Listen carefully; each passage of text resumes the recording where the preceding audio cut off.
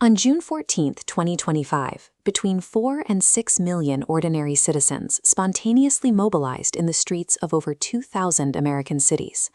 The friction had been building for months.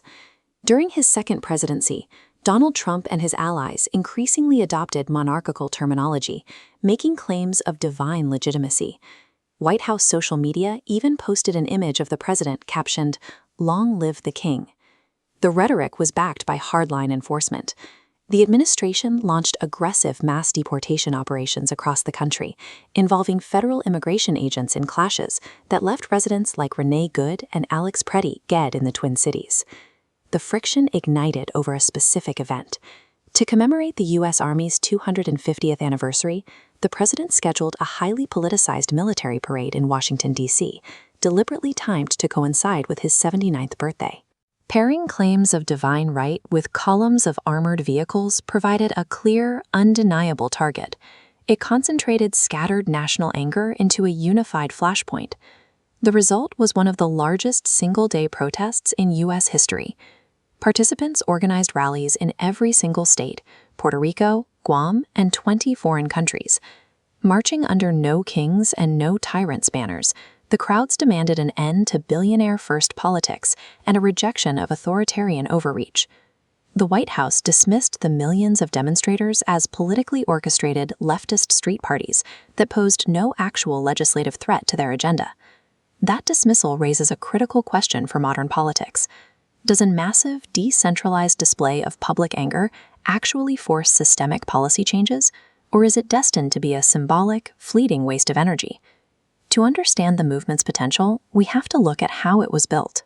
The June 14th rallies were coordinated by a coalition of over 200 progressive organizations, spearheaded by groups like Indivisible and the 50-50 movement.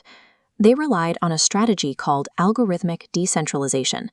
Instead of waiting for a single charismatic leader to dictate terms, organizers used TikTok algorithms and Reddit forums to distribute information, educational messages, and strategies for nonviolent resistance.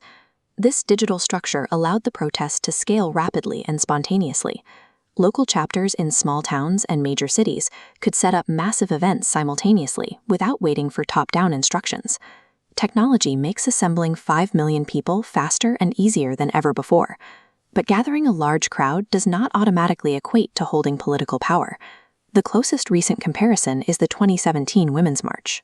It featured identical decentralized structures and massive single-day turnouts, yet struggled to maintain unified demands capable of stopping immediate administrative actions. Compare that to the 1960s civil rights movement or the Vietnam War protests. Those movements succeeded because they sustained continuous, highly focused pressure over years, eventually forcing shifts in systemic, legal, and foreign policy. Look at this bar chart representing the total population of the United States.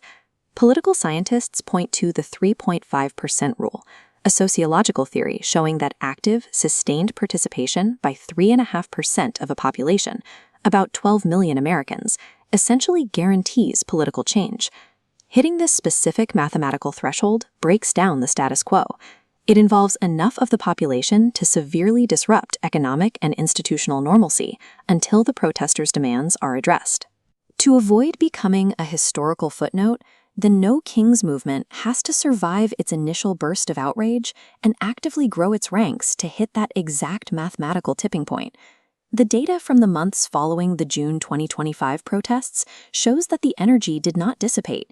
Instead, organizers coordinated a massive second wave of rallies in October 2025. This line graph maps the turnout over time. By the third round of protests in March 2026, participation surged from the initial 5 million to an estimated 8 million people nationwide, steadily climbing toward that 12 million person ceiling. Sustaining this growth proves the movement has high resilience. It survived the typical drop-off that usually plagues viral, digitally organized activism.